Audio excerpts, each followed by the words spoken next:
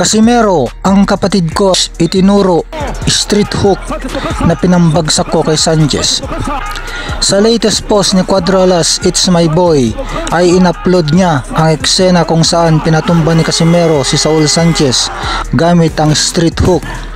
Pagkatapos, ipinakita rin nila yung pag-practice naman nilang magkapatid dun sa street hook. Pinakita nila kung paano nila pine-perfect ang execution ng naturang pamatay na suntok na nagpatumba kay Saul Sanchez na siyang dahilan para mauwi sa technical knockout sa unang round ang laban. Perfect time shot kasi dahil bumukas ang depensa ni Saul Sanchez.